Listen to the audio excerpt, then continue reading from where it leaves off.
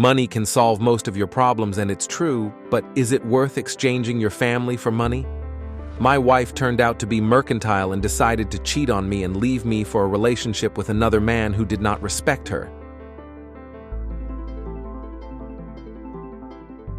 Shannon thought the DJ at the reception had a flawless track record. Every song he played was one she despised. She hadn't even wanted to attend the wedding, but since it was Robert's old college roommate tying the knot, she really didn't have a choice. Where was her husband, anyway? She glanced around and finally spotted him by the bar, engrossed in conversation with a guy she didn't recognize. This is worse than attending someone else's high school reunion, she thought gloomily. Suddenly, a female voice shouted, "Hey, PK!" from the doorway, snapping Shannon out of her thoughts. She looked up and saw a woman her own age, drink in hand. "Tracy!" she exclaimed. "What are you doing here? I haven't seen you in ages!" The two women hugged enthusiastically, and then Tracy turned to the man beside her. "Hey, Darren, this is Shannon, my best friend from high school. Shannon, meet Darren, my boyfriend." As Tracy introduced them, Shannon studied the young man with interest. He stood a little over 6 feet tall, with jet black hair slicked back from his face. His jaw was shadowed with dark stubble, and a silver earring glinted in one ear. Unlike most of the men at the reception, Darren wore tight black jeans and a black leather bomber jacket over a black t-shirt. Tracy's picked herself a bad boy, Shannon thought enviously. The couple joined Shannon at her table, and the two women quickly started chatting animatedly, while Darren, uninterested, scanned the room with a look of amused disdain. Shannon soon realized that Tracy had already visited the bar a few times, judging by her loud conversation, but Shannon was simply relieved to see a familiar face in the crowd. When their conversation lulled, Darren seized the moment. He turned to Tracy and pointed at Shannon. "You said her name was Shannon. Why'd you call her PK earlier?"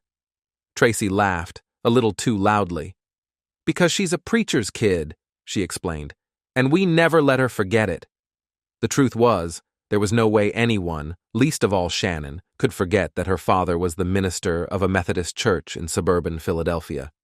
His position meant she was expected to be a role model for others, but like many children of religious leaders, she responded by rebelling at every opportunity, much to her parents' constant disappointment.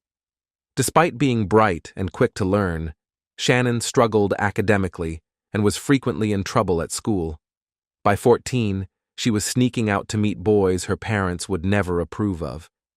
She experimented with pot and alcohol, but, fortunately, didn't develop any addictions. She was also lucky with intimacy. The fear of early pregnancy made her realize the importance of contraception, and although she remained active, she always insisted on protection. Her parents were unaware of how questionable her morals truly were, but they were deeply concerned about the company she kept, particularly the boys she dated. "Why can't you find a nice young man?" her mother asked more than once, but every attempt to set her daughter up with someone she deemed more appropriate was met with open defiance. During Shannon's junior year of high school, an event occurred that would change the course of her life. Her boyfriend at the time had come to pick her up for a date, but when Shannon walked out to his car, she found another girl sitting in the front seat. Despite his fervent claims that he was just giving the girl a ride, Shannon flew into a jealous rage, refused to go, and retreated to her room to sulk. Later that night, she was shocked to receive a phone call with the news that her boyfriend and the other girl had been killed in a car accident. Although Shannon's parents hadn't liked the boyfriend, they insisted that she attend the funeral. As she sat in the pew during the service, she was overwhelmed with emotions. Sorrow for the boy's death, guilt for the angry thoughts she'd had that night, and most of all, fear at how close she had come to losing her own life. That recent emotion prompted her to reassess her lifestyle and make substantial changes. Though still a rebel at heart, she began to rein in her defiance. She started focusing on her studies at school and even took on a summer job to earn some money. She also cut back on her partying, being particularly cautious with prohibited substances and alcohol. As her parents observed their daughter's transformation, they concluded that the accident, tragic as it was, must have been a form of divine intervention. Thanks to her natural intelligence and the effort she had put into her last year and a half of high school, Shannon scored high enough on the placement test to gain admission to the Community College of Philadelphia. She began commuting to the main campus, working towards a degree in business administration. Encouraged by the positive changes in his daughter's behavior, Shannon's father began urging her to participate in some of the singles activities offered by his parish. Despite her lack of enthusiasm, her father went as far as introducing her to Robert Cunningham, a young man in his late 20s who had recently started attending church there. Robert was tall, clean-cut, and had wavy brown hair. Although he was good-looking, Shannon was only mildly attracted to him. He seemed too preppy and conventional for someone who had a rebellious streak and was drawn to bad boys. However, her attitude shifted when she discovered that the quiet young man was an agent with the Federal Bureau of Investigation. The countless movies and TV shows she had seen filled her mind with images of danger and excitement, and her interest in him grew as a result. Robert, on the other hand, was captivated by the attractive young woman, and the fact that she appeared to share his values only deepened his interest in her. Soon, the two of them became a couple, and Shannon's parents could hardly contain their joy at having their wayward daughter back on the right path. By the time Shannon graduated from community college, she and Robert were engaged. "And now we're living happily ever after," Shannon told Tracy, with sarcasm dripping from her words. "Where's your husband, anyway?" Tracy asked. "You mean SpongeBob SquarePants?" Shannon replied, barely concealing her contempt. "What did you call him?" Tracy asked, laughing. "SpongeBob SquarePants," Shannon repeated. "I call him that because he's such a square, and he's soaking up all the fun out of my life," she added bitterly, making Tracy laugh even harder. "Come on, Shannon, I thought you married a mix of the Lone Ranger and Elliot Ness," Tracy teased. Her words clearly struck a nerve with Shannon. "It's more like I married a CPA," she snapped. "No, that's not even fair. A CPA would be more exciting than Robert. I don't even know what he does. He never talks about his work. And when he comes home, all he wants to do is relax and stay in. There's no excitement in my life. No fun at all." She was about to continue when she noticed her husband approaching. Robert had been on his cell phone and now wore an apologetic expression. Before he could say anything, Shannon introduced him to Tracy and her date. "Tracy was my best friend in high school," she said, and Tracy smiled. Robert shook hands and then turned back to Shannon. "Honey, I'm really sorry, but we'll have to cut the evening short. I'm on call tonight and something urgent just came up at work." Shannon hadn't been particularly thrilled about attending the wedding reception, and the thought of spending another evening at home watching TV only soured her mood further. Before she could respond, Tracy jumped in. "You don't have to take her home, Robert. Darren and I can give her a lift later. Let her hang out with us for a bit." Robert looked at Tracy with some uncertainty. Shannon hadn't shared much about her high school days, but his impression of Tracy wasn't entirely favorable. He wondered how much the young woman had had to drink, although her boyfriend appeared sober enough. Yet something about Darren made Robert uneasy. As he hesitated, Shannon spoke up. "Come on, Robert. I really don't want to sit around the house alone on a Saturday night. When the reception is over, I'll catch a ride with Tracy and Darren." "All right," he agreed after a moment. "But I'll probably be home pretty late, so don't wait up for me, honey." He kissed her and then went to say his goodbyes to the bride and groom. As soon as the door closed behind him, Shannon turned to Tracy with a grateful smile. "Thanks, girlfriend. I would have gone crazy if I had to spend another night at home. Let's go get another drink." Before they could do so, Darren chimed in. "You don't really want to hang around this place, do you? Let's go somewhere more fun." "Yeah," Tracy agreed, her eyes gleaming. "Let's get out of here and find some excitement." Shannon hesitated for a moment. This wasn't exactly what she'd told Robert they'd do, but then she shrugged off her doubts. If he's going to run off and play G-Man, there's no reason I can't go out and enjoy myself for a change. As the three of them stepped outside, Shannon was surprised to see Darren and Tracy heading toward a motorcycle. "I haven't been on one of these in years," she exclaimed. "Can we all fit?" "Absolutely," Tracy responded eagerly. "You can sit behind Darren and I'll fit right in behind you." "What about helmets?" Shannon asked. Darren chuckled. "Helmets are for the timid." He swung his leg over the bike, then turned to watch as Shannon lifted her skirt and climbed on behind him. The mischievousness of the situation excited her, especially knowing that this rebellious guy might find her attractive. Once Tracy settled in behind her, Darren revved the powerful engine and sped away from the wedding party. When he took a sharp turn at high speed, Shannon let out a squeal of both fear and excitement, holding on tightly to the strong frame in front of her.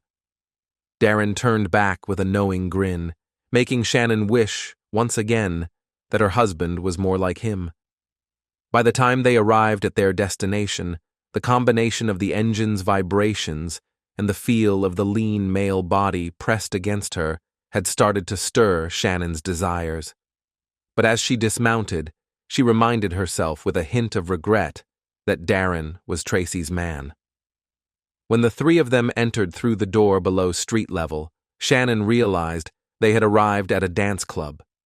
The thumping music and flashing lights immediately transported her back to her wild younger days, and she almost skipped across the floor as they navigated the dimly lit space. Tracy headed straight for the bar. "Hey, I want to do some shots. How about you guys?" Before Shannon could respond, Darren grabbed her hand and leaned in close to speak over the noise. "Want to try something way better than booze?" he asked assertively. "You'll like it, I promise." Shannon pulled back and looked into his eyes. There was an intensity there, and she suddenly felt the urge to prove herself to him. "Okay, what is it?" he grinned. "Let me introduce you to Molly." When Shannon looked at him in confusion, he quickly and smoothly produced 2 pastel-colored tablets in the palm of his hand. As she watched, he took one, popped it into his mouth, and swallowed. She stared at him for a moment longer, then made her decision and took the other tab. "You're going to love Molly," he laughed, and she felt like they were partners in crime. Then he turned towards the bar, grabbed Tracy, and shouted, "Come on, let's dance." The three of them squeezed into the crowd and began dancing together. At one point, Shannon leaned in to shout into Darren's ear, "What about Tracy? Doesn't she like Molly?" He shook his head. "Booze is her thing," he yelled back, and sure enough, Tracy soon disappeared, only to return with another shot glass in hand. After dancing for a while, Shannon started to feel a warm and comforting sensation wash over her. The music seemed to perfectly align with her relaxed mood, and the rhythm of the lights synced with her movements as she danced to the pulsating beat. She moved closer to Darren and Tracy, feeling as though the three of them were one entity. The experience was incredible, unlike anything she had felt before. Eventually, she vaguely noticed that Tracy had found an empty chair and passed out. Darren went to check on her, and Shannon felt a slight sense of loss. However, he quickly returned and began focusing all his attention on Shannon. A wave of euphoria washed over her, and as the music continued, she wished the night would never end. Later on, she watched groggily as Darren lifted Tracy's limp body and slung her over his shoulder. He then took Shannon's hand and led her out to his motorcycle. He placed Tracy on the seat in front of him, draping her over the handlebars, and signaled for Shannon to climb on behind him. He started up the powerful bike. They could have ridden for minutes or hours. Shannon had no sense of time. All she was aware of was the rush of the wind, the vibrations through the seat, and the warmth of the body in front of her. Eventually, they stopped at an apartment building somewhere in the city, and Darren carried Tracy again as Shannon followed. Once inside the apartment, he unceremoniously dropped the unconscious woman onto the couch. Shannon came up behind him and hugged him. Darren turned to her with a hungry look, and Shannon felt the same heat flare up inside her. Silently, he took her into the bedroom and began to kiss her. They had an intimacy. When she finally opened her eyes, she saw Darren getting dressed. She propped herself up on her elbows, looking at him sleepily. "It was amazing," she said. "It seemed to me that we had been making love for ages. How long have we been doing this?" He glanced at his watch and grinned. "About 2 o'clock, he replied. Her brain was having a hard time digesting it. "No way! 2 hours in a row?" He smiled slyly. "Did you doubt it?" She collapsed back onto the bed, hugging herself. "I'll never be the same again," she muttered. Then the meaning of his words dawned on her. "What time is it?" "What is it?" she asked, suddenly worried. "Almost 2, he replied over his shoulder. She gasped. 2 hours? Oh my God, I have to go home. By the time she feverishly dressed, Darren was already waiting for her. As they rushed through the living room to the apartment door, Shannon noticed that Tracy was still unconscious on the couch. Thank God for that, she thought guiltily, not wanting to meet the eyes of the friend she had just betrayed. It took only 15 minutes to get to her house, but it felt like an hour to Shannon. As they drove, she frantically tried to come up with a plausible excuse to explain to her husband why she was so late, but her mind was too clouded to come up with anything. When Darren stopped in front of Shannon's house, she quickly jumped off her bike. She wanted to say something to him, but her thoughts and emotions were so confused that all she could manage was to mumble, "Thank you, thank you." As he drove away, he smiled and waved. When she turned back to the house, the fear she had been suppressing seized her with renewed vigor. She tried to unlock the door quietly, praying that Robert would fall asleep. If she could just slip into bed without waking him up, she thought, maybe she could come up with a good excuse by morning. But to her surprise, when she looked into the bedroom, Robert was not there. She mentally thanked her father's God for this unexpected blessing and hurriedly took off her outer clothes in the dark, hiding the clothes at the bottom of the laundry basket. She wanted to take a shower, but she didn't dare risk it, for fear that Robert would come back and notice how late she was out. Instead, she quickly put on a nightgown and jumped into bed, breathing a sigh of relief that she had managed to escape. Her luck smiled even more when, a few minutes later, she heard Robert turn the key in the lock. Suddenly, she had a terrifying thought. What if he wants to make love? It suddenly occurred to her that the best way to prevent such a disaster was to take the lead herself, fueled not by passion, but by anger. So, when he quietly entered the bedroom, she reached over and turned on the bedside lamp. "Where the hell have you been?" she demanded so fiercely that he instinctively took a step back. "I told you," he stammered. "I had to go out for work." "You've used that excuse one too many times," she retorted. "I'm starting to think you're seeing someone else." He was stunned. "No, honey. I would never do anything like that. I love you, But now she was on a roll, unwilling to give up her advantage. "If you're not dating someone else, then tell me what you've been doing," she demanded. "I can't tell you that, darling," he pleaded. "Can't or won't," she stubbornly objected. Robert was exhausted from a long, hard night, and his fatigue and frustration over his wife's unfair accusations made him lose his vigilance. "It was a crime scene," he said wearily. "I had to inspect the crime scene." Shannon was secretly pleased that her tactics had worked, but she wasn't ready to let him off the hook so easily. "Crimes happen every day, Robert. What made this particular case so urgent that you had to be out all night?" He sighed resignedly and spoke in a low, cold tone. "Do you really want to know? Great. It was a murder, a double murder. 2 guys we've been following for a long time were killed tonight.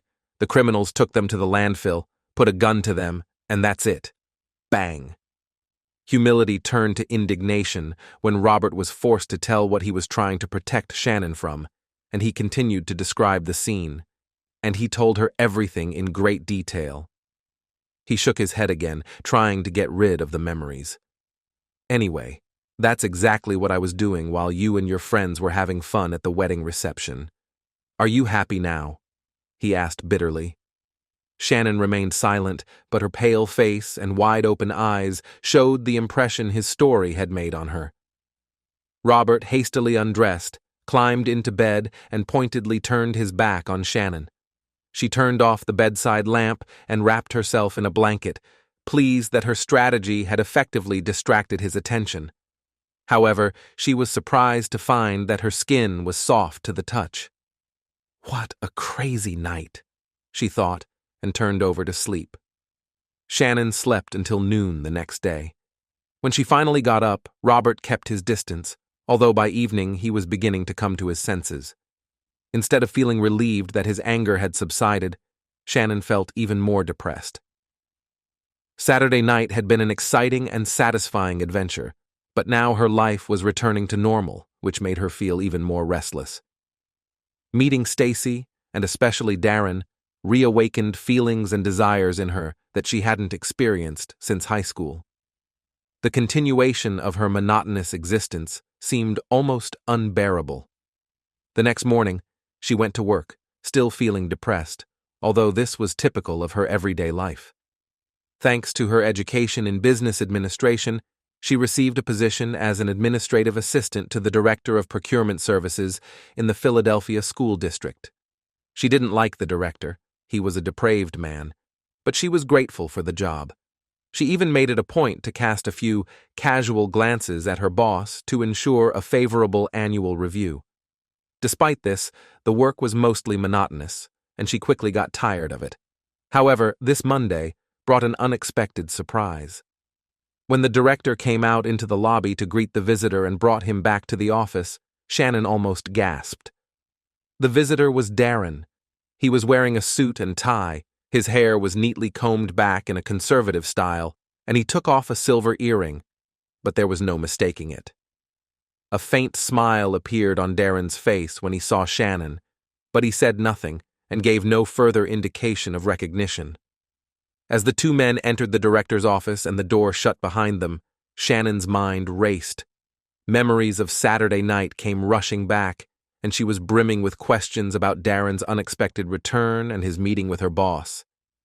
Driven by curiosity, she turned down the volume and activated the intercom system.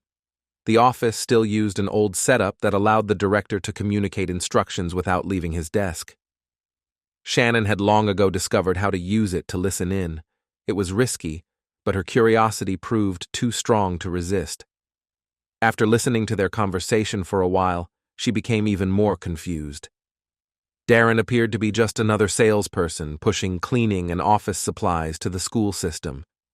It was hard to believe that the rebellious motorcyclist from Saturday night could also be a soap salesman by day.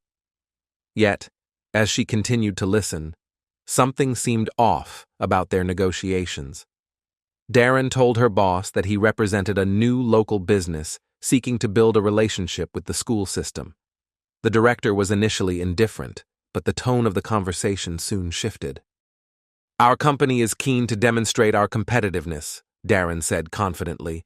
"So keen, in fact, that we're prepared to make you a special offer. It's not uncommon for us to conduct business through a broker, and when we do, we provide the broker with a 10% commission. Since there's no broker involved in this case, we'd like to extend that same commission to you as a token of our gratitude for helping us make an introduction." Shannon could hear the director leaning back in his desk chair, and she could almost picture the look on his face. "You mentioned a 10% commission?" the director said, sounding almost disinterested. "What about the maximum order size?" Darren replied smoothly, "There's no maximum limit, Mr. Director. The commission remains consistent regardless of the order size. Whether it's a year's supply for the entire school district or something smaller, we're happy to accommodate." "And how will this commission be paid?" Shannon's boss asked, a bit too eagerly. Darren answered, "Our company prefers to keep things straightforward without a lot of bureaucracy. I can deliver a cashier's check if that suits you." There was a prolonged silence, and Shannon wondered what was going on. Then her boss spoke again. At the procurement office, we're always keen on exploring new resources for the district's needs. I think we'd like to place an order with your company for this amount. The intercom clearly picked up the sound of a sheet of paper sliding across the desk. Excellent, sir, Darren said. I'll have your commission check ready by late tomorrow morning. Shannon thought she heard the two men shake hands and assumed the negotiations were complete. But then Darren spoke again, with a slightly different tone. Mr. Director, there's one more detail I need to bring up. We've had issues in the past with similar offers where the order was either canceled or significantly reduced after the commission was paid. Therefore, our company now requires payment for the order at the same time as the commission. And since we're issuing the commission by cashier's check, it's only fair that the order be paid for in the same manner. Shannon heard the director's chair suddenly straighten up. This is quite unusual, the director grumbled. I'm not even sure if I have the authority to issue a cashier's check, especially for such a substantial amount. You're correct, Darren's smooth voice responded. It is unusual, but so is the commission we're offering you. I'm confident it would be quite beneficial to you at this moment. However, if you feel you need to reduce the size of your order to fit departmental guidelines, I completely understand. There was a lengthy pause, and Shannon listened intently. Eventually, the director spoke again. No, I think we can manage that, but make sure you return before noon. I have a luncheon to attend tomorrow, and I'm unsure how long it will last. Ha, thought Shannon, aware that the director had no such luncheon planned. He wants to get that check deposited as quickly as possible. She swiftly turned off the intercom and feigned being deeply engrossed in her computer work as the two men exited the director's office. Thank you again, sir. I look forward to a long and mutually beneficial relationship between our organizations, Darren said enthusiastically. He then turned and left without even acknowledging Shannon. As Shannon drove home from work that afternoon, she couldn't shake off the conversation she had overheard. Although she wasn't a lawyer or a police officer, she knew a bribe when she heard one. She wasn't particularly surprised that Darren might try to bribe his way into securing the district's business, but she still found it hard to see him as a sales rep, even a corrupt one. And then there was the issue of the cashier's checks. Why would Darren risk jeopardizing the deal with that added complication once he had the director's agreement? She'd need to think more about that. Her thoughts shifted to the director, and she shook her head in disgust.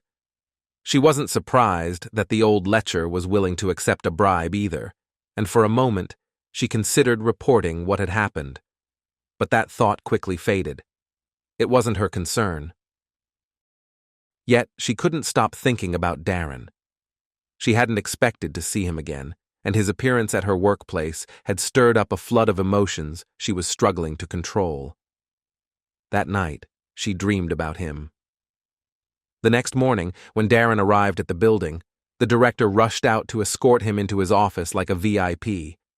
No interruptions, Shannon, he snapped at her, making her fight to hide her grimace. As soon as the two men disappeared behind the closed door, she quickly turned on the intercom. When the director asked if Darren had the commission, Darren's voice was smooth as silk. I do, he said. And just to show you how confident my company is in you and the school district, let me present our cashier's check before I even see your order and payment. Shannon could picture the scene vividly. The director grabbed the check and scrutinized it nervously. After a brief pause, she heard him tell Darren, "Everything appears to be in order. Here is our check for the amount we discussed yesterday. I had to pull some strings to secure a cashier's check for this sum, but here it is." "Thank you, sir," Darren responded. "You won't regret this. And remember, our arrangement will apply to any future orders as well. You'll see, this will be highly beneficial for all of us." "Very well," the director replied. "Now, if you'll excuse me, I need to head to that luncheon I mentioned." The two men returned to the anteroom, and the director informed Shannon that he was going to lunch. She nodded and said she would also take her lunch break. As soon as the men left, Shannon grabbed her coat and rushed to her car. Navigating through the lunch-hour traffic, she questioned what she was getting into, but continued driving. Soon, she arrived outside the rundown apartments she had remembered from Saturday night. She waited in her car, hoping she had interpreted the situation correctly. Before long, she saw Darren arrive and head toward the front door. She quickly exited her car and ran after him. "Darren, wait!" He turned, initially surprised, but then his expression became cautious. "Hello, Shannon. You might as well come inside," he said, holding the door open for her. There was no one else in the apartment. Once inside, he turned to her with his arms crossed. "What are you doing here?" he demanded. Shannon ignored his question. "I listened to you," she said. "I heard everything you and the director talked about. I know you bribed him." "So," he said with a scowl, "are you going to turn me in?" She continued to disregard him. "I suspect there's more going on than just bribery. I don't believe you're a soap salesman. I think you're a con artist. I don't think the check you gave him was worth anything." Darren's mouth twisted into a crooked grin, though his eyes remained cold. "You're sharper than I thought. Yes, the whole scheme was a con, and the check I gave him was as fake as a politician's promise," he said. "But the check he gave me from the school district was solid gold, and I've already cashed it." "What happens when the director tries to cash his check and finds out it's fake?" she asked. "Won't he call the police on you?" His grin became more defiant. "That's the beauty of this scam. He's stuck no matter what. The only way he can report me is by admitting he accepted a bribe. He probably won't do that until he has to explain why there haven't been any shipments of cleaning supplies. By then, I'll be long gone." Darren's eyes narrowed. "So how much do you want to keep quiet?" "I don't want your money," she replied calmly. He was visibly taken aback. "No? Then what do you want?" She met his gaze steadily. "I want you to take me with you." Her response caught him off guard. He paused to think for a moment before his face softened and his smile returned. "Are you sure? Do you really want to leave your devoted husband, your nice suburban home, and your 9-to-5 job?" he mocked. "Are you really willing to give all that up to run away with me?" Her face hardened. "I think I've been looking for someone like you all my life," she said, and then rushed to him and kissed him. Shannon began to breathe heavily, but before she could do anything else, Darren grabbed her by the hair and tilted her head back to meet her gaze. "I'm leaving the city immediately. I'll be at your house in an hour. If you're not ready, I won't wait for you." "Are we going to leave on your motorcycle?" she asked. "No, I'm going by car. With this lifestyle, sometimes you have to leave your toys." "What about Stacy?" she asked. "As I said, you need to be ready to leave your toys at home. Now get moving and be there by 1:30 p.m., or I'll leave you too." Shannon kissed him again, and then dashed to the door. Jumping into her car, she quickly drove to the nearest bank branch and withdrew money from both her checking account and the joint savings account. She then raced home. Once there, she grabbed a suitcase and a makeup bag, hastily filling them with the few items she couldn't bear to leave behind. On her way downstairs, she picked up a piece of paper to write a note to Robert, but struggled to find the right words. Finally, she scrawled, "Sorry," and left the note on the kitchen counter alongside her wedding ring. She then went to the front porch to wait for Darren. As she sat on the steps, doubts began to creep in. This was the most reckless, impulsive action she had ever taken, and her conscience was shouting at her to stop before it was too late.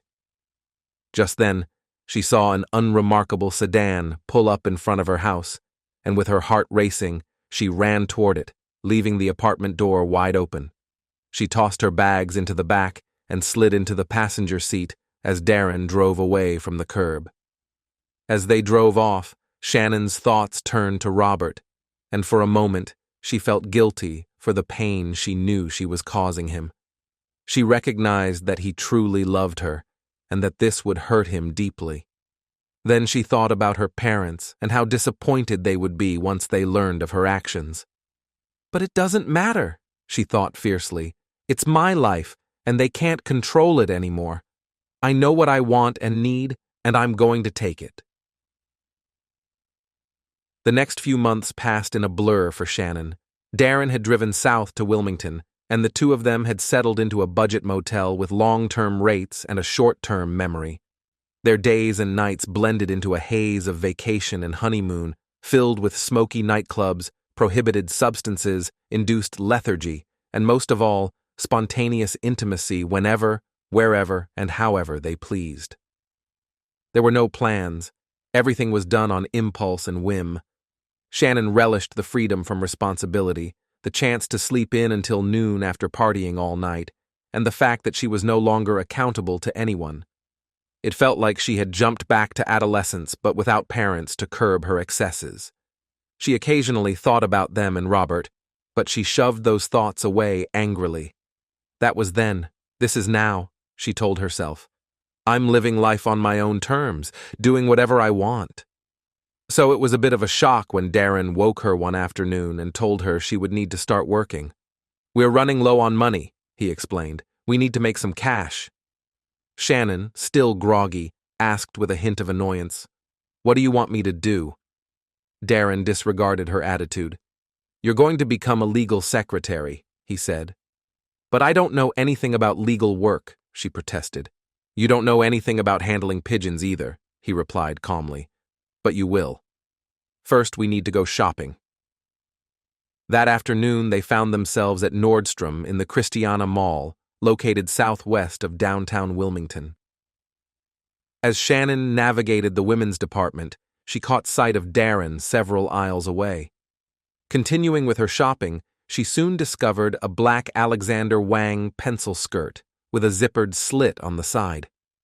Recognizing it as the perfect choice, she asked a sales associate if she could try on her size. The fit was flawless. After trying it on, she returned the skirt to the rack, leaving it slightly askew. She then informed the sales associate that she wanted to browse more and moved on to the blouses.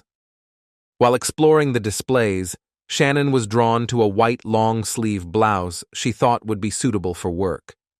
Remembering Darren's advice, she opted for one size smaller than usual. After admiring herself in the dressing room mirror, she put the blouse back on the rack, once again leaving it sticking out a bit. Next, she headed to the shoe department, where she tried on several styles before choosing a pair of elegant black high-heeled pumps, which she bought with cash despite their $300 price. She then casually made her way to the food court and took a seat. A few minutes later, Darren arrived, carrying a large bag from Champs Sports. "Did you get everything?" she asked nervously. When he nodded, she added, "Shouldn't we leave now?" "Nah," he replied casually. "We're in the clear." "How can you be so sure?" she questioned. "It's simple," he explained. "Stores aren't on the lookout for a man stealing women's clothing. Someone might have noticed you browsing, but they usually don't pay much attention to a guy wandering through the women's section." "Then why did I have to buy these expensive shoes?" she asked, still feeling uneasy. "There are 3 reasons," he said. "First, the salespeople in the shoe department watch their inventory closely, so it's hard to steal shoes. Second, pricey footwear often has ID chips that need to be deactivated before leaving the store. And finally, if anyone was suspicious of you, they'd forget about it once they saw you make a purchase. A shoplifter wouldn't actually buy anything, especially something so expensive." Despite his reassurances, Shannon felt relieved when they finally returned to their motel. Darren turned on the Weather Channel and watched for a bit before turning it off. "Looks like tomorrow's going to be a good day for hunting pigeons," he said. "Here's the plan." Shannon wasn't thrilled about getting involved in Darren's scheme. She didn't mind going along for the ride, but being an active participant was a different story. Still, she couldn't see a way out, so the next day at noon, she anxiously made her way down Delaware Avenue toward DuPont Park. She wore the clothes Darren had stolen the day before, hoping they made her look the part of a secretary. She had already spotted Darren on the opposite side of the street, half a block ahead. As she reached the small park, he made a subtle gesture with his hand, directing her gaze to a man sitting on a bench near the fountain. Shannon glanced back at Darren for confirmation, and when he nodded, she approached the stranger from behind. The man appeared to be in his late 60s, with thinning gray hair. He wore a suit and tie, though she noticed the suit was of an older style, confirmed by the wear at the cuffs and collar. She took a deep breath. This was it. "Excuse me, sir. I think you dropped this," she said, holding up a large, plain business envelope. The man turned to look at her, and Shannon noticed that even as he examined the envelope, he took a moment to give her a second glance. Darren knew what he was doing when he had me dress like this, she thought with satisfaction. "No, I'm sorry, young lady. That doesn't belong to me," the old man said with a smile. "Are you sure?" Shannon asked. "I found it right under the bench where you're sitting." He shook his head again. "No, it's not mine, but thank you for asking."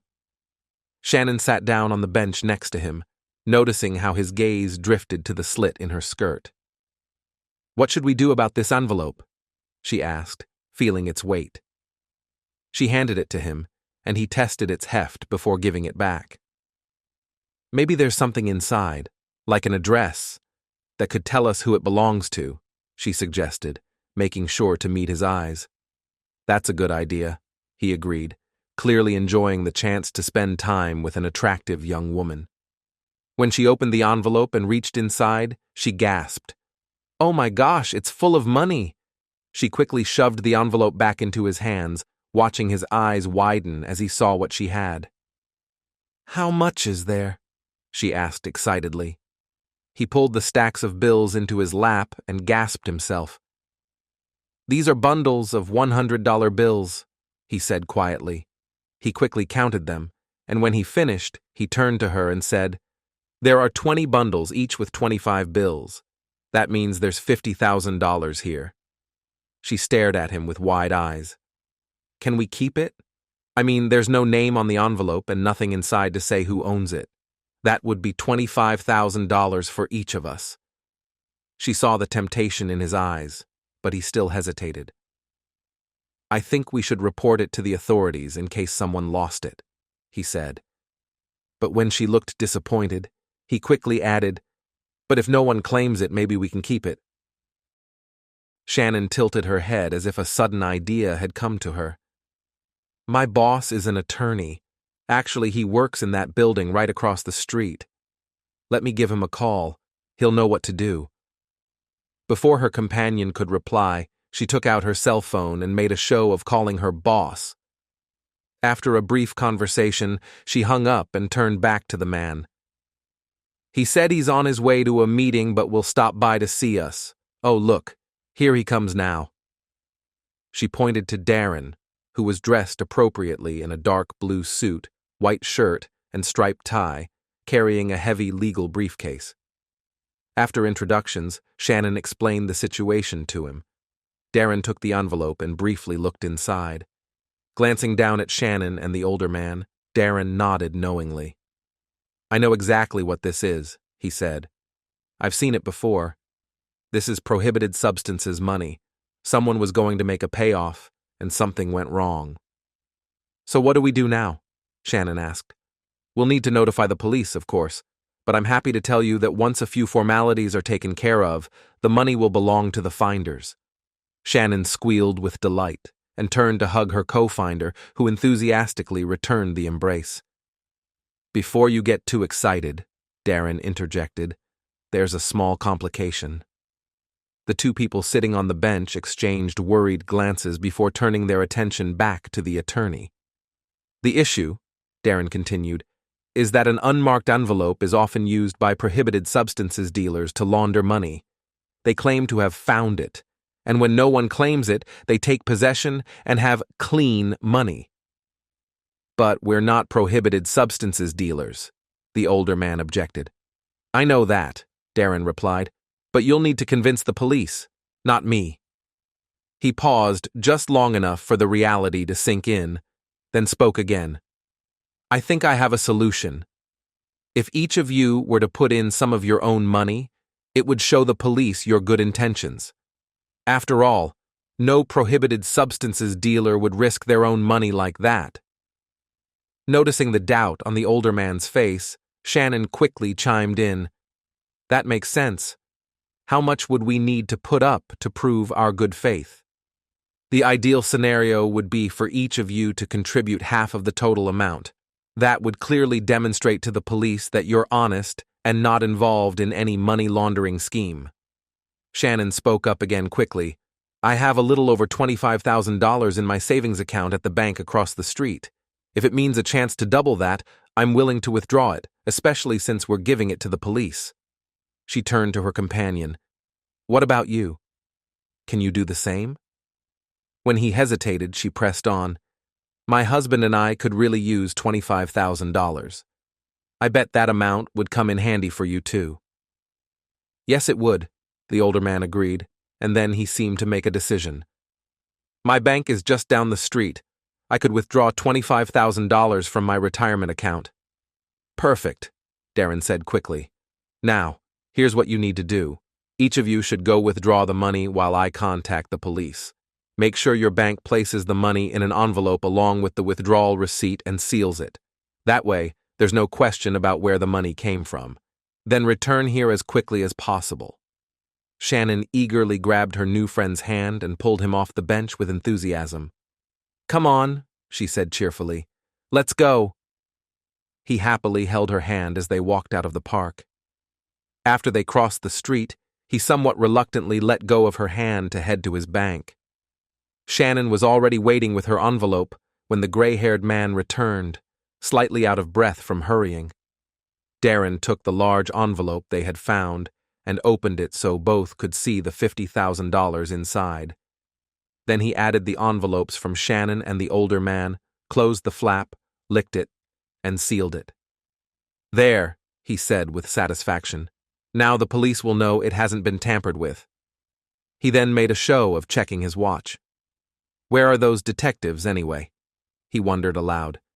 He pulled out his cell phone, turned away, made a call, and began speaking.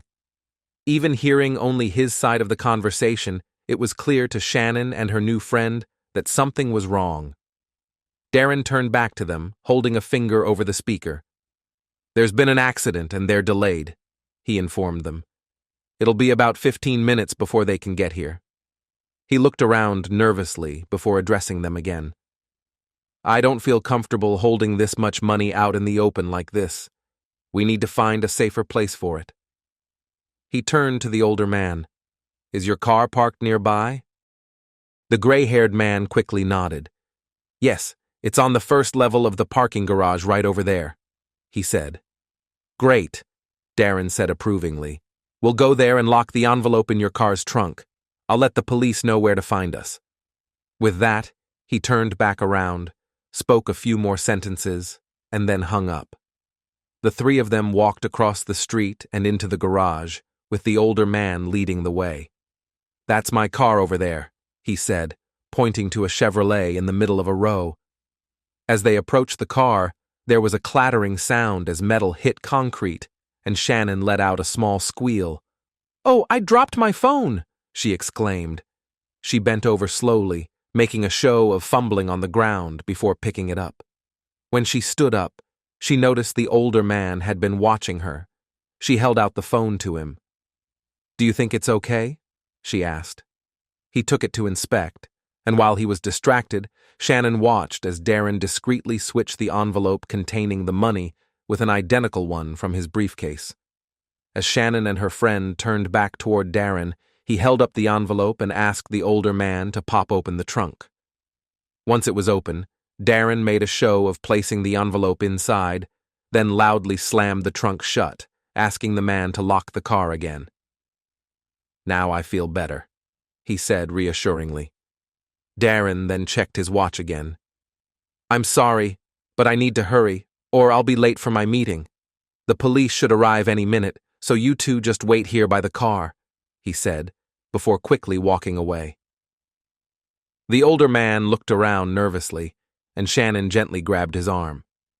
So, Tell me, she asked with an encouraging smile. What are you going to do with all that money? Before long, the man was talking about European vacations and other dreams, with Shannon nodding and smiling in agreement. When he paused to catch his breath, Shannon's face showed a flash of discomfort. Oh no, I really need to use the restroom. I'll just run to the ladies' room in the bank and be right back, she said. She leaned in to give him a quick kiss on the cheek. Don't go anywhere now, she added with a smile before hurrying towards the lobby door. Instead of stopping, she made a beeline through the lobby and exited the building. She turned west and walked down the street until she reached an alley where Darren was waiting with the engine running. As he drove off, she was almost trembling with adrenaline. How did I do? She asked excitedly. Like a pro, baby, like a pro, Darren replied. That's how you pull off the pigeon drop. He chuckled. I wish you could have seen it. When you bent over to pick up your phone, that old guy's eyes nearly popped out of his head, staring at you. I wonder how long it'll take before he opens the trunk and discovers the envelope stuffed with newspapers, she pondered. Long after we're gone, Darren assured her. She laughed with delight and relaxed in her seat as they drove to the motel. When Darren pulled up to the motel, he turned to Shannon. You go inside and wait for me. I need to make a quick stop at the bank. What bank? She asked, puzzled. The Bank of Moscow, he answered calmly. The Bank of Moscow? She repeated, surprised. I've never heard of it. Why do you need to go there? It's better you don't know, he said curtly. Noticing her displeasure, he added quickly, When I get back, we'll go out and have some fun. While waiting for Darren, Shannon started reflecting on what they had just done. Now that the thrill of pulling off a successful con had faded, she couldn't stop thinking about the elderly man they had just robbed. A wave of guilt washed over her as she recalled his worn-out clothes, but she quickly shoved it aside. He probably has plenty of money saved in the bank, she reassured herself. He won't even notice it's gone. Still, a sense of sadness began to creep in. She had craved the excitement of being with a rebellious guy, but she never imagined she would have to participate in his schemes. My daddy would be devastated if he knew, she thought, and so would Robert. The thought made her angry with herself. Why should I even care what they think? She muttered in frustration. Trying to lift her spirits, she grabbed a joint from Darren's bag and lit it. By the time Darren returned, she was high, giggly, and craving food. Darren found it amusing. Come on, baby, he said. Let's grab something to eat and then we'll have some fun. A week later, Darren told Shannon that it was time for them to move on. We'll leave as soon as I get back, he said. When Shannon asked where he was going, he only mentioned a business meeting. After Darren returned, they quickly packed their bags into their unremarkable car. Darren went to the motel office, paid the bill, and then got behind the wheel, heading north on I-95. Are we going back to Philadelphia? Shannon asked. No, Darren answered sharply. Newark. Why Newark? Shannon inquired, her curiosity piqued. Because there's a big business opportunity there, Darren replied. What kind of opportunity? Shannon pressed, causing Darren to sigh audibly. All right, he said. We've got some time ahead of us, so now's as good a time as any to talk about it.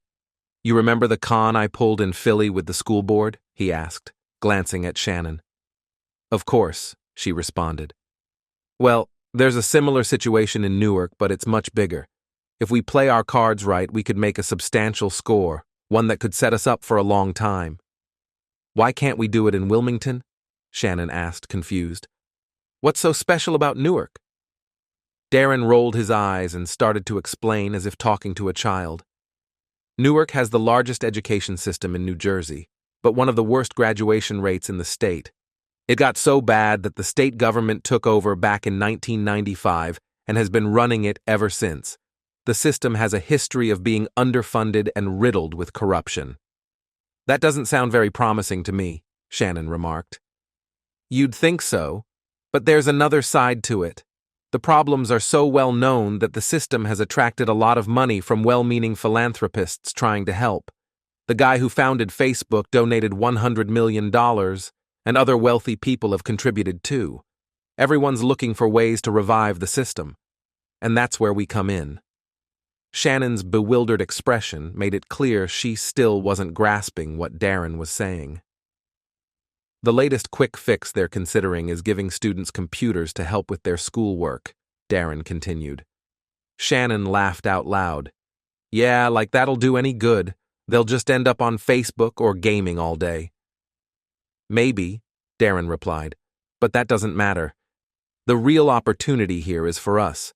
We offer to sell them a shipping container full of iPads at a bargain price, and they'll jump at the deal. And where exactly are we supposed to get a container full of iPads? Shannon asked, incredulous. Our friends at the Bank of Moscow already have one, Darren said. Okay, you've got to explain this to me, Shannon insisted. Who on earth is the Bank of Moscow? It's not really a bank, Darren explained. That's just what I call them because they fund scams and back other shady operations. The truth is, they're part of the Russian mafia. Why would the Russian mafia want to fund other people's deals? Why not just run the cons themselves? Simple, Darren said. They can make a lot of money without taking any risks. But what if the scam fails or their clients get arrested? That sounds pretty risky to me. They're not like a regular bank, Darren clarified. If you borrow from them, you pay back the money with interest no matter what. If you end up in jail, your family has to pay. There's no escaping a debt with them.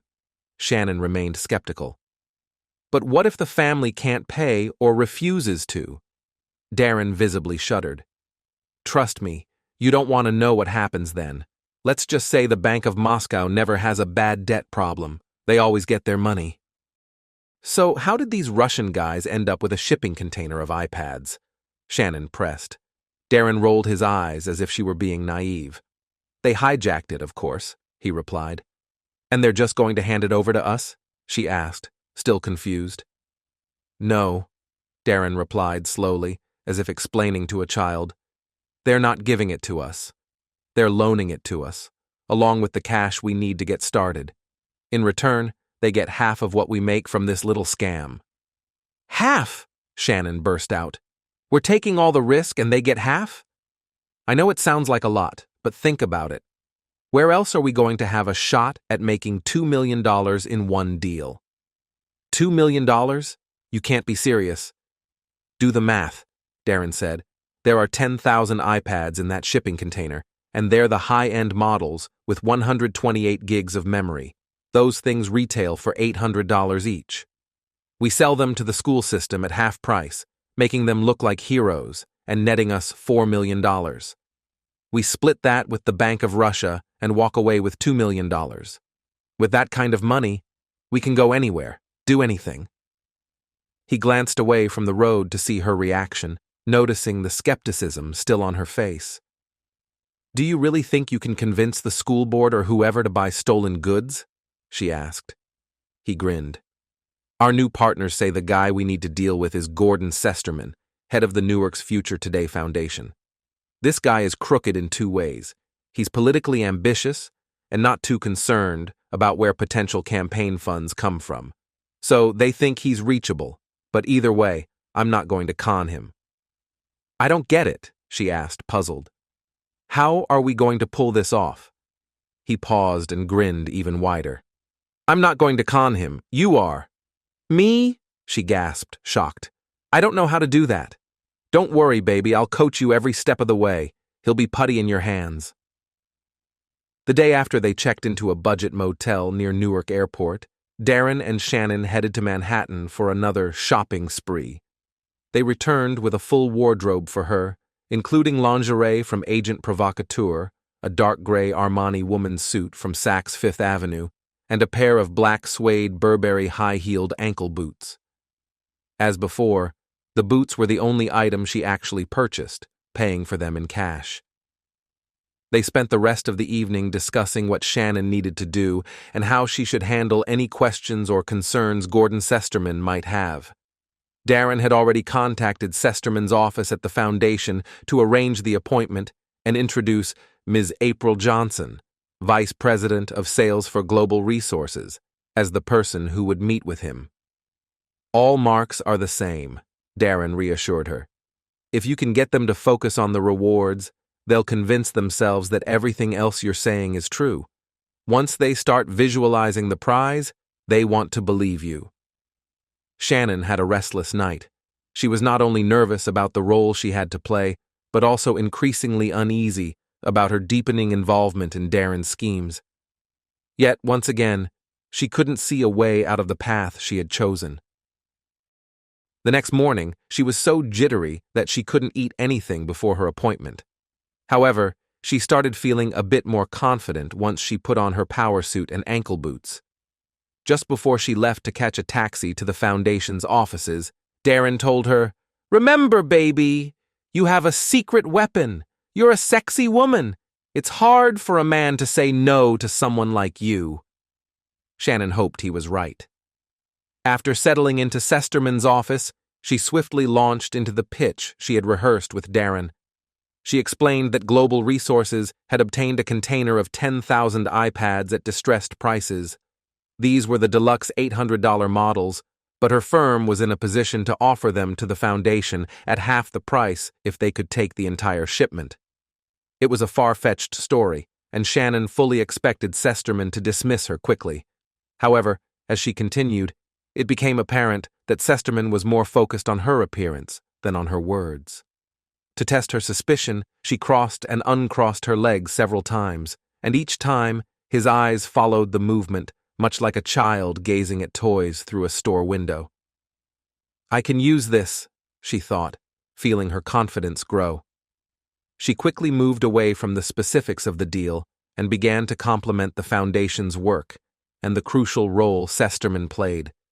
Noticing his positive reaction, she started to describe the significant impact he could make by securing so many tablets for the school system. From there, she speculated about the favorable publicity this achievement could bring and the political benefits of success. "The people of Newark are looking for a leader with the vision to address the city's problems and the decisiveness to get things done," she said. "This could be a real turning point for the right man." As she spoke, she leaned closer to him, causing her jacket to part slightly, offering teasing glimpses of her bra-covered chest. "My company would be very interested in supporting a leader like that," she continued in a smooth tone. "We're prepared to provide seed money to help kickstart a political campaign. We're talking about 1% of the sale as a kind of commission. That would go a long way toward launching a mayoral campaign." She watched as he did the math. "Yes," he said slowly. 40,000 would certainly be beneficial." She interrupted him intentionally, just as Darren had advised. "No, Mr. Sesterman. Not 1% of our selling price to you, 1% of the retail value." His eyes widened. $80,000? "Exactly," she replied with a slight smile.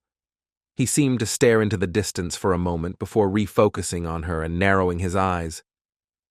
"You've given me a lot to consider, Ms. Johnson," he said slowly. "I'd like some more time to think over your proposal before making a final decision."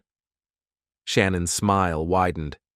"Of course, Mr. Sesterman, but you should know we have other potential buyers for this merchandise. Quick inventory turnover is crucial for us." Sesterman looked at her thoughtfully and nodded. "I completely understand. Why don't we plan to meet tomorrow at the same time to continue our discussion?"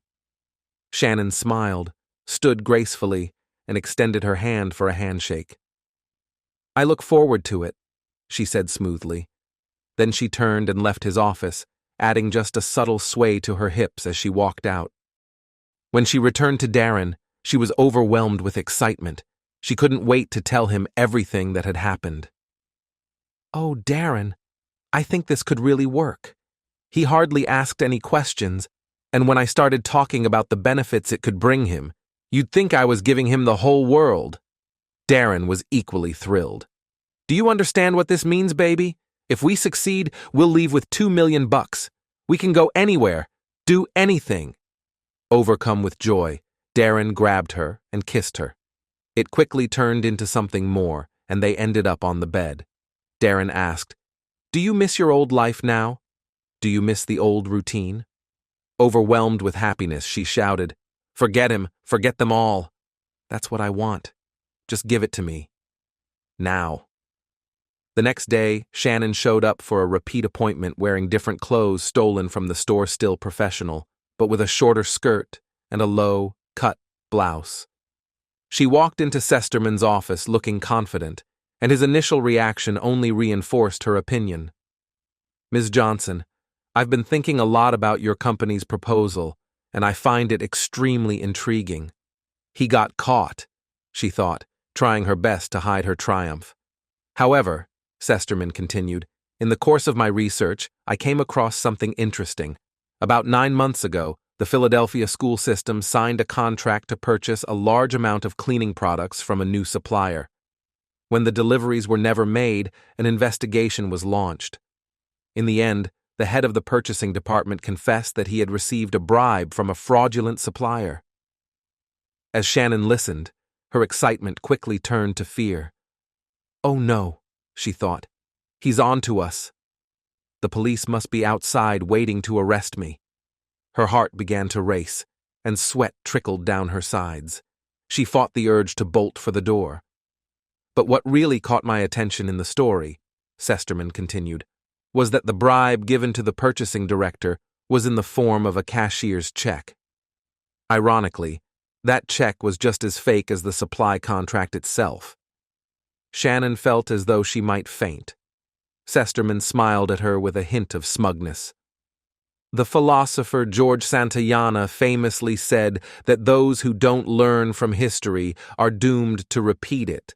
So, rather than risk a repeat of that unfortunate lesson, I'm going to accept your proposal, but with 3 conditions. If you can't meet all 3, then there's nothing more to discuss." Shannon was shocked, struggling to understand what was happening. "He's not going to arrest me? He's actually agreeing to the deal?" She wondered in disbelief. Unaware of Shannon's internal panic, Sesterman continued, "Here are my conditions. First, the campaign contribution your company is offering must be in cash, to be delivered simultaneously with the merchandise." Shannon, now somewhat calmer but still unsettled by Sesterman's demand, thought, "How are we going to come up with $80,000 in cash?" But she kept her expression neutral as Sesterman went on. "The second condition is that I need to see the merchandise myself. I won't buy anything until I've seen all 10,000 iPads." When Shannon didn't respond, Sesterman smiled and cleared his throat. "My third condition is more personal. Before we finalize our deal, you'll need to spend a night with me at the Meadowlands Hilton."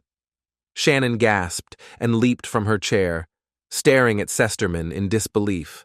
But before she could lash out at him, she caught herself and slowly sat back down. Fighting to keep her composure, she said, "I didn't expect this from you, Mr. Sesterman. Your demands have shocked me. I think it's best if I discuss this with my colleagues. Good day, sir." With that, she stood up again and marched towards the door. Sesterman's parting words made her pause. "Please don't take too long to decide, Ms. Johnson. My offer is time-sensitive. Quick turnover, you know?" Grinding her teeth in anger, Shannon said nothing more. When she returned to the motel, her furious expression told Darren that things had gone awry. Before she could speak, he demanded, "What happened? What went wrong?" After she explained that Sesterman wanted his money in cash, Darren didn't see it as an insurmountable issue. "I didn't see that coming, but I think we can work around it. I'll talk to the Russians and see what they say." Similarly, Sesterman's insistence on seeing the goods didn't rattle Darren either. "The Russians have the container at Port Newark. I'll arrange a special viewing for Sesterman when I talk to them about the $80,000. This can work out for us, Shannon. It'll be okay." Shannon grew angrier by the moment. "No, it won't," she shouted, "because I'm not sleeping with that bastard." "That's his third condition?" Darren exclaimed. "He wants to sleep with you? This is great. It means he's hooked. We've got him, baby. We've got him." Shannon was stunned by his reaction. "I'm not a prostitute," she protested. "I'm not spending the night with that self-righteous jerk." Darren squeezed her shoulders so tightly that Shannon flinched. "Grow up, Shannon," he shouted. "You have to understand that in this game you are using all the means at your disposal. Just yesterday, you were bragging about crossing your legs and showing off a little cleavage.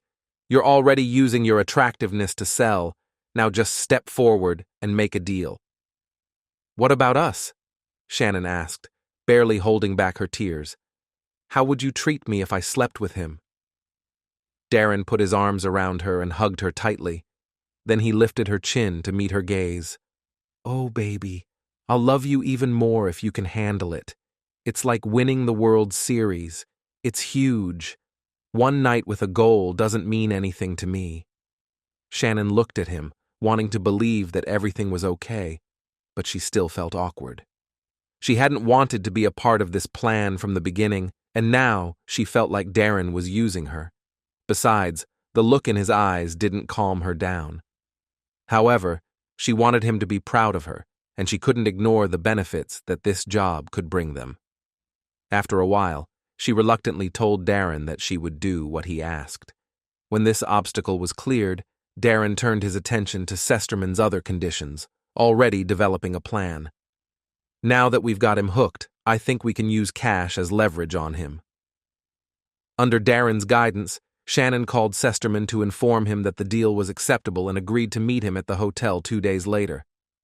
Sesterman was clearly agitated, but Miss Johnson quickly brought him back to earth. "We have our own conditions. If you want to contribute to our campaign in cash, you will also need to pay in cash for computers." Sesterman started to protest, but Shannon cut him off. "Honesty is honesty, Sesterman. Just like you protect yourself from fraud with a fake bank check, we have to protect ourselves from a fake order. Thus, everyone is on an equal footing, and there can be no misunderstandings." Sesterman was furious. "How on earth do you expect me to come up with $2 million in cash? Even if I could, the largest bill available is $100. Do you realize how much that amount of cash would weigh?" Shannon muted her phone and looked at Darren with concern, but Darren reassured her. "Stay strong." She unmuted the phone and said, "If cash isn't an option, then suggest an alternative. Otherwise, the deal's off." Sesterman continued to fume, but after a few minutes, he calmed down. "What about Eurobonds?" he asked suddenly. "They're as good as cash. The Foundation holds a significant amount of Eurobonds in its endowment. I could use those for the purchase. Would that work?" Shannon glanced at Darren, who shrugged uncertainly, then quickly scribbled a note and showed it to her. "Let me check with our financial team, Mr. Sesterman," Shannon replied. "I'll get back to you within the hour." After hanging up, Darren immediately called his Russian contact and explained the situation. He then listened for a while before ending the call. "What did they say?" Shannon asked anxiously. "The Russians told me that Eurobonds are issued by European corporations and governments. They're similar to bearer bonds. Whoever holds the certificates can cash them in at any time. The Russians said they often use them for money laundering. As long as the bonds are legitimate, they'll accept them." "So, what does that mean?" Shannon asked, still unsure. Darren started to dance her around the room.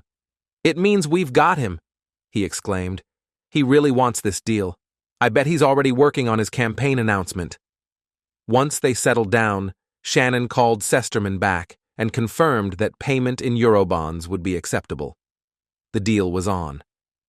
After her initial excitement subsided, Shannon's emotions began to boil over. Darren continued to shower her with praise, insisting that the scam wouldn't have worked without her, and she liked feeling so important to him. However, at other times she felt like nothing more than a pawn in Darren's game, and wondered how he really felt about her. Being close to Sesterman didn't bother her too much. The fact was that she was starting to feel like a girl of easy virtue. What worried her even more was Darren's willingness to put her in this position. Despite her doubts, 2 days later, Shannon found herself walking through the lobby of the Meadowlands Hilton Hotel.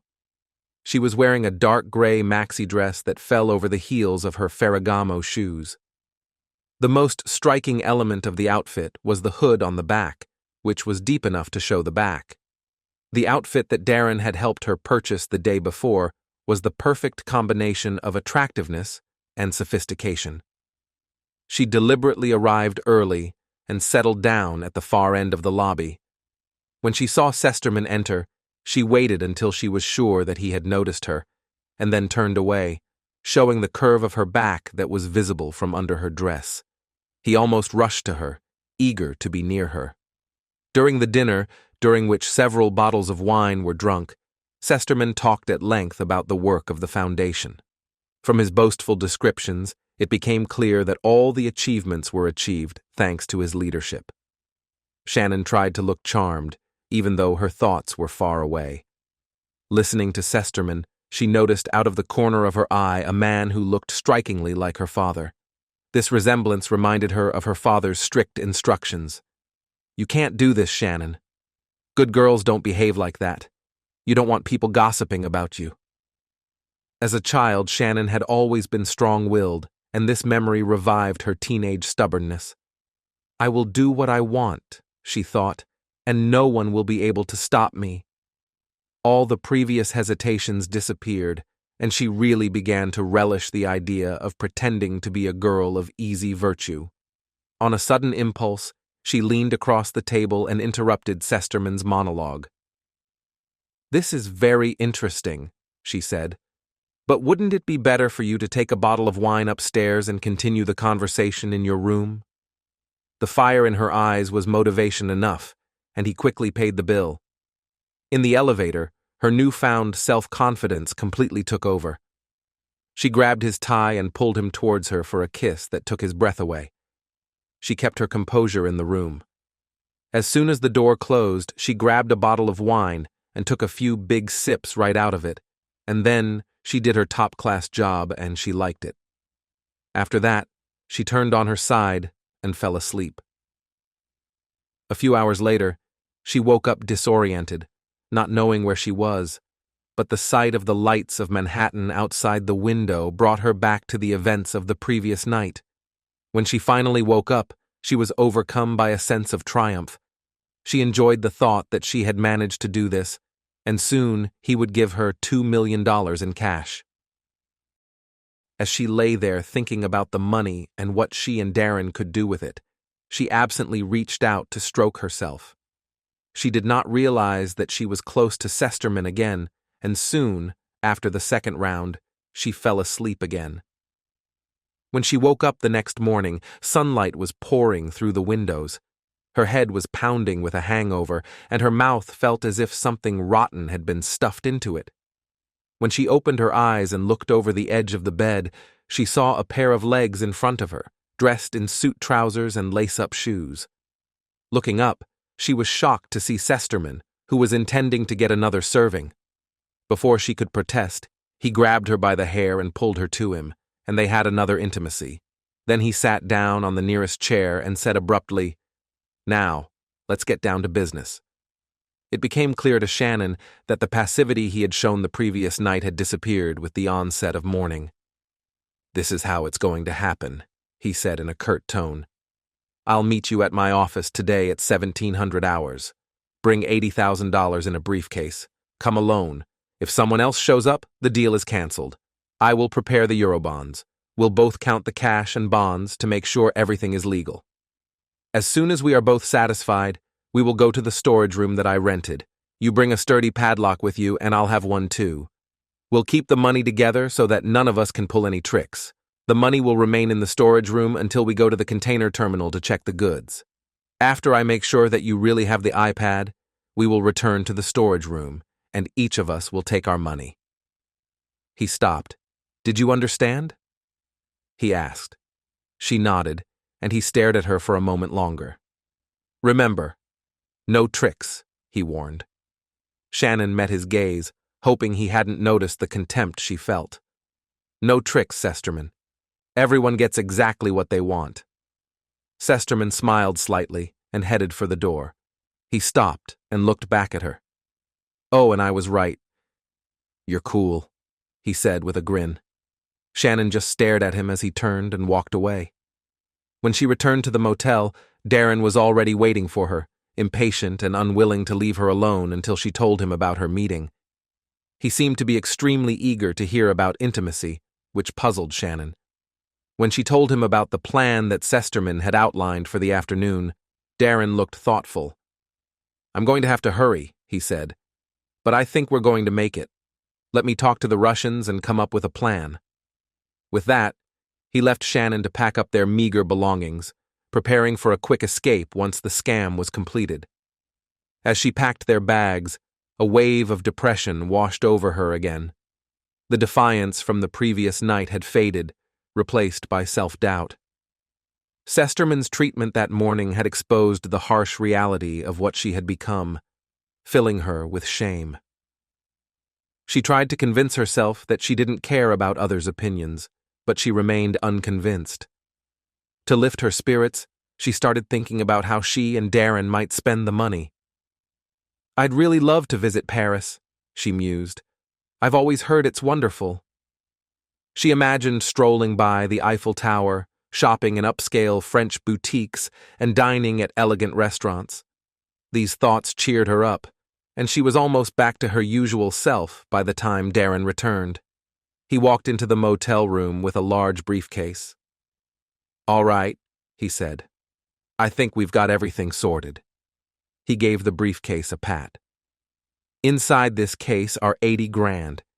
You need to protect it with your life until it's secured in that storage unit, because if anything happens to it, the Russians will come after us like a shark on a seal."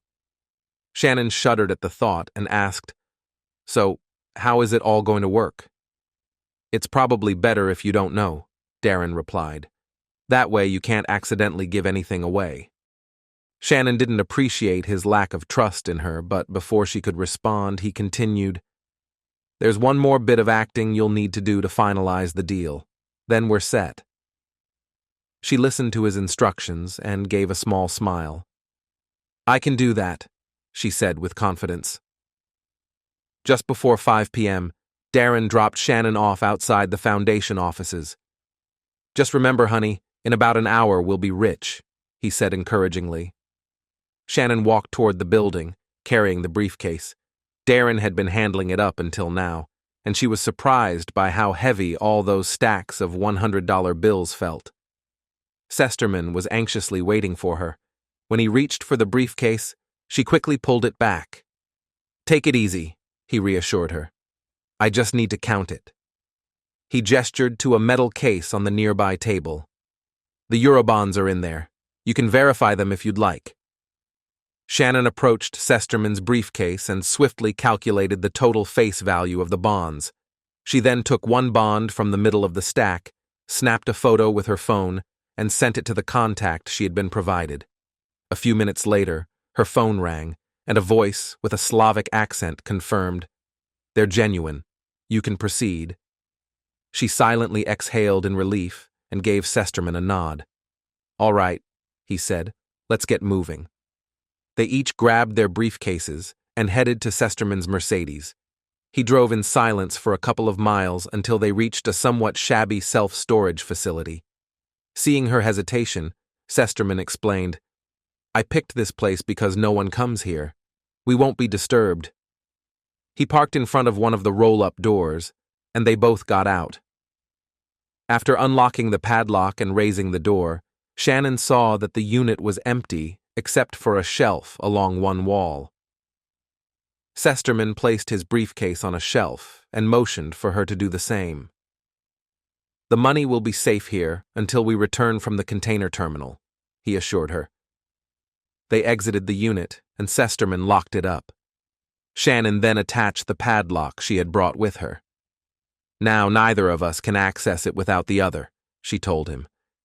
He nodded in reluctant agreement. "All right," she said as they got back into the car. "Let's go check out those iPads." Sesterman drove east and merged onto the Lincoln Highway, heading south.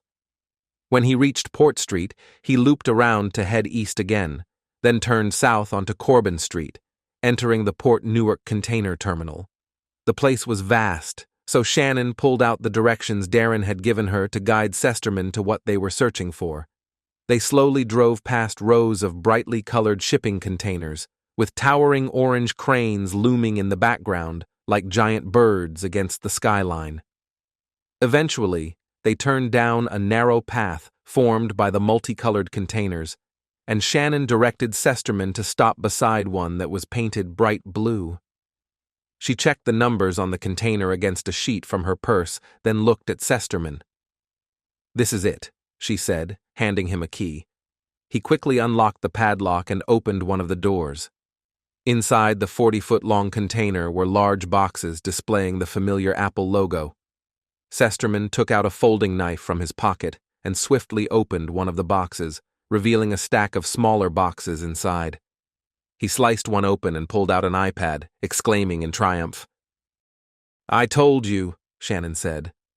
Following Darren's instructions, she added, "But you should check the boxes in the back, just to make sure they're all the same."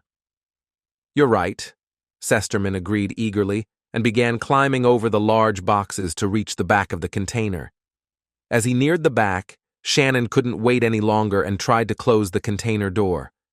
Hearing the hinges creak, Sesterman turned and yelled, "What the hell are you doing?" Frantically, he scrambled back toward the front as Shannon desperately tried to close the door. But the locking pole jammed, and she wasn't strong enough to move it.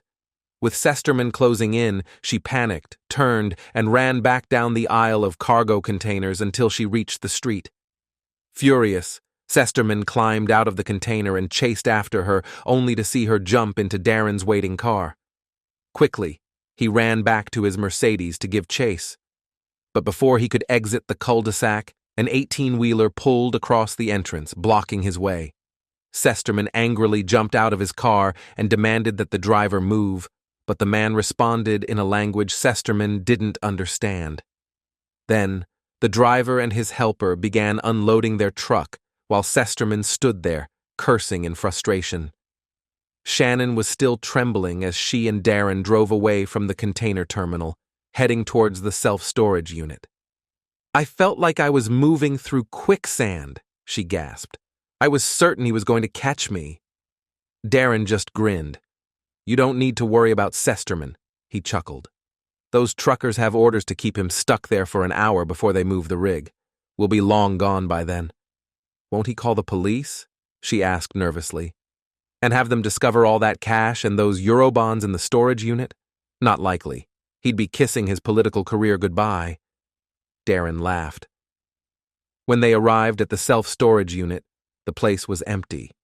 Shannon quickly ran to Sesterman's unit and unlocked her padlock with the key. While she did that, Darren opened the trunk and pulled out a pair of bolt cutters. After a bit of effort, the shackle gave way to the heavy-duty cutters. Darren eagerly lifted the door. "Here we go," he said with excitement and ducked inside. Shannon followed, only to see Darren frantically searching through the small container. Then he spun around, grabbed Shannon by the shoulders, and started shaking her. "Where are the briefcases?" he shouted. "Where's the money?"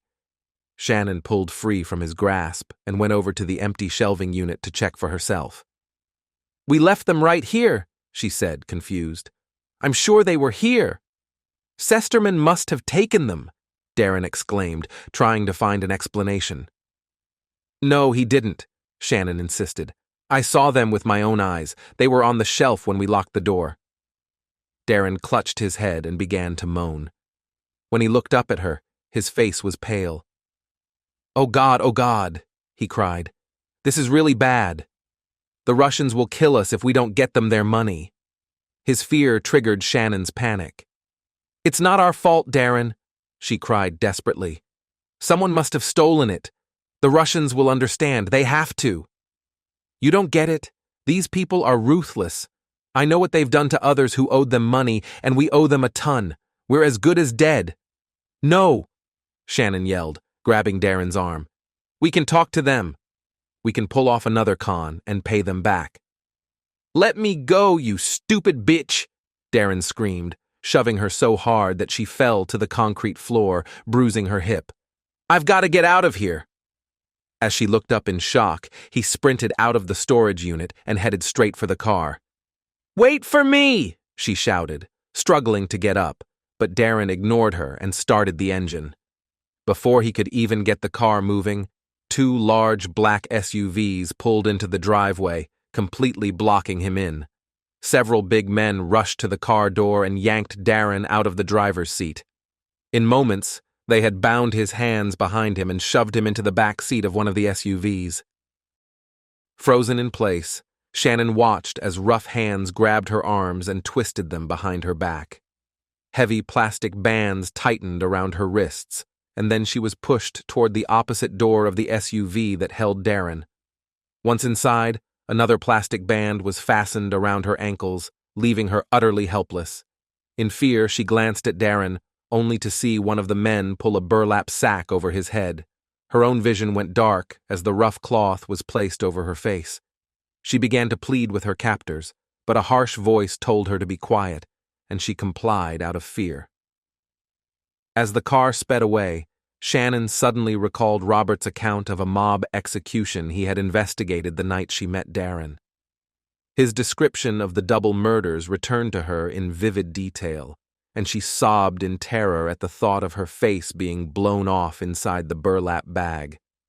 Hot, burning tears streamed down her cheeks, and mucus ran over her upper lip and into her mouth. Gasping for breath, she only cried harder. Desperately, her panicked mind searched for any hope of salvation. Maybe someone will see us and report it to the police, she thought. But then she remembered the tinted windows and sank into self-pity. It's not fair, she thought. I'm not a bad person. I don't deserve to die. But when she considered how she had treated Robert and her family, she had to admit that she wasn't such a good person after all. In her feverish state, even the figure of the old man they had swindled in Wilmington seemed to come back to accuse her. As her thoughts turned to her family, she struggled to remember the religion her father had unsuccessfully tried to instill in her. She began mentally bargaining with God, vowing to transform her life and become a better person if only He would spare her. Despite her efforts, she couldn't recall any prayers, and eventually sank into her seat in utter despair. From beside her, she heard a noise and realized Darren was whimpering. "And to think I thought he was a bad boy," she fumed to herself. The car rounded a curve, causing her to shift in her seat, and the pain from her bruised hip reminded her of Darren's cowardly attempt to escape without her. She silently cursed both him and herself for her infatuation with him. Suddenly, the car made a sharp turn, and the vibrations from the tires indicated they were now on an unpaved road. A fresh wave of terror swept over Shannon. "We're at the landfill," she thought, and she began to sob once more. The SUV braked abruptly, nearly throwing Shannon into the seat in front of her. The door beside her was yanked open, and she shrieked as she felt hands groping her legs. "Hold still," a gruff voice ordered, and then the plastic band around her ankles fell away. A hand grabbed her and pulled her from the car. Her abductor led her forward, and she could hear Darren shuffling beside her. They stumbled over the rough ground for about 20 yards before stopping. Strong hands gripped her shoulders and forced her to her knees. The ground was rocky, but her fear made her barely notice. A voice nearby asked, "How much longer?" "5 minutes, Max," another voice replied. Initially perplexed, Shannon quickly grasped the horrifying reality. She had less than 5 minutes left to live. She started to collapse, but a hand roughly yanked her back up. As she knelt there, trembling with fear, she heard footsteps approaching from behind, and suddenly light pierced through the loose weave of the burlap. It must be the car headlights, she thought, and then she shrieked as she felt a hand at the back of her head. In that moment, the bag was pulled off her head, and the blinding light revealed only a pair of legs standing in front of her. "Is this what you wanted?" A bitter voice rang out, causing Shannon to gasp. That sounds like Robert's voice, she thought, unable to believe it. Is this really the life you wanted? Living like a common criminal, always on the run, with someone like him? The voice asked again, confirming her suspicion. Robert's voice then softened, but was charged with emotion. I would have given you anything, Shannon. Done anything to make you happy. I would have taken a bullet for you. Overwhelmed with shame and misery, she could only hang her head. Here, he said sharply. When she looked up, she saw him reach into his jacket's inner pocket. She flinched involuntarily, fearing a pistol, but instead, he pulled out an envelope and threw it on the ground in front of her. Since you wanted it so badly, here are your divorce papers, he said bitterly. He then stared at her for a moment before looking around at the others. I'm done here. You can have the two of them now, he said, and walked away from the kneeling pair. One of the figures standing outside the circle of light spoke up, saying, All right, folks, the show's over. Let's get back to work. Shannon and Darren were hauled to their feet. With their hands still bound behind them, they were led to the SUV and maneuvered into the back seat. Someone tossed an envelope into Shannon's lap. Within minutes, they were on the highway heading southeast. Darren was the first to regain his composure and, in an angry tone, demanded, What the hell was that all about? The figure in the passenger seat of the front row turned around, and Shannon was surprised to see it was an attractive African-American woman. That was a bit of professional courtesy we extended to a fellow FBI agent who wanted to confront his ex-wife, she explained. We decided to add a bit of drama for effect. The FBI, Darren scoffed. I should have known. How long have you been tracking us? The agent laughed. Oh, you two are just minor players in a much larger scheme. We weren't even targeting you specifically. We used you as bait to catch the real criminals, the Russian mafia. We rounded them all up this afternoon.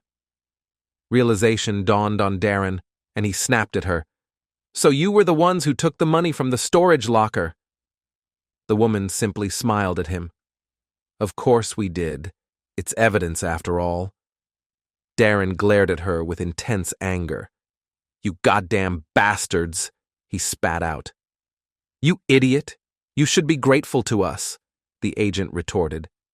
If we hadn't arrested them, your Russian friends were planning to kill both of you as soon as you retrieved the money from the storage locker. We've been monitoring you and them for a long time and overheard their plan. Shannon gasped, and Darren's bravado quickly faded. After a moment, Shannon timidly asked, Where are we going now? The agent finally looked at her. To Essex County Jail, of course, she replied. What did you expect? Shannon's head drooped, and the agent glanced between the two of them in the back seat. After a moment of contemplation, she turned to Shannon with a puzzled expression. Why on earth would you leave Robert Cunningham for this pathetic piece of trash? Shannon couldn't meet her gaze. I guess I've always had a thing for bad boys. What bad boy? The agent sneered. You mean that pathetic coward who wet his pants? Shannon looked over and noticed that the crotch of Darren's jeans was soaked. When Darren saw her looking, he turned his face away to stare out the window. The agent driving the car cursed. He wet himself? Damn it, now I'll have to clean the back seat again. The female agent chuckled and then faced Shannon again. So, you were looking for a bad boy? She said with disdain. You were married to one of the toughest FBI agents on the East Coast. That man has more medals for bravery than most agents accumulate in a lifetime. Your ex-husband has taken down mob bosses, bank robbers, and serial killers. And you were after a bad boy? I never knew. Shannon replied quietly. Yeah, you didn't, the agent retorted sharply, and you nearly destroyed him. Many of us thought he wouldn't pull through after you left him. He loved you deeply, and you treated him like he was nothing. She took a deep breath to steady herself. But after tonight, I think he'll be all right. And when he's back on the market, there'll be plenty of single women in the bureau interested in him. Who knows? I might be one of them. The agent driving groaned playfully. Damn, Alice. I thought you were into me." The woman laughed and lightly smacked his shoulder. "Be quiet, Ray. You know your wife would have your head if she heard you talking like that." Before she could add anything else, the driver announced, "We've arrived," and made a sharp turn into the intake area of the blue-painted Essex County Correctional Facility. Shannon and Darren were guided into the building and down a corridor.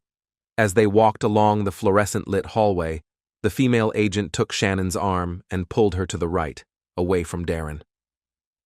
They reached an empty holding cell, and after directing Shannon inside, the agent slammed the door shut and left.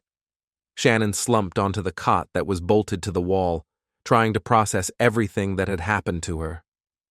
The intense events she had endured, from the adrenaline rush of the sting operation on Sesterman to the terror of facing imminent death, from the overwhelming relief of realizing she would survive to the embarrassment of Robert's confrontation, had left her emotionally drained. Reflecting on how Darren had deserted her to save himself, she felt a sense of relief at being separated from him. Even if he hadn't tried to abandon me, she thought, his Russian friends would have killed us. How could I have ever considered running away with someone like him? She scolded herself. She then remembered what the female FBI agent had said about Robert. It was clear that the agent had a completely different perception of the man she had married. "She thinks he's a hero," Shannon marveled. "She finds him attractive." A noise from somewhere in the building made her look up, and the sight of the barred door reminded her of the future she faced. The thought of spending years in prison was deeply depressing, and the worst part was that she had no one to blame but herself. Suddenly, the female agent appeared at the bars again. She unlocked the cell door and signaled Shannon to follow her. "Come on," she said, leading Shannon down a corridor that ended at a door. When the door opened, cool night air rushed in. They were in the parking lot, where a car awaited with the engine running. Shannon looked back at the agent, confused. "What's happening?" The agent just gestured toward the waiting vehicle. Then the door opened, and a familiar figure emerged. "Daddy!" she exclaimed in disbelief. When she saw that it was indeed her father, she rushed to him, wrapping her arms around him and crying into his lapels. "I'm so sorry, Daddy. I'm so sorry for everything," she sobbed. "Let's go, honey," he said, his voice thick with emotion, and he guided her to the passenger side of his car. "Where are we going?" she asked. "We're going home, honey," he replied gently. "But I don't understand," she said plaintively. "Why am I free? How did you know to come get me here?" As her father drove onto Doremus Avenue and headed toward the New Jersey Turnpike, he glanced at his wayward daughter. "Robert called me," he said. "He asked me to give you a message. He said, 'Tell her this is a parting gift from SpongeBob.'" Shannon let out a small cry of anguish and started to sob once more. She was torn between seeing her sudden and completely undeserved redemption as an act of compassion from Robert or as the cruelest form of punishment he could have imposed on her.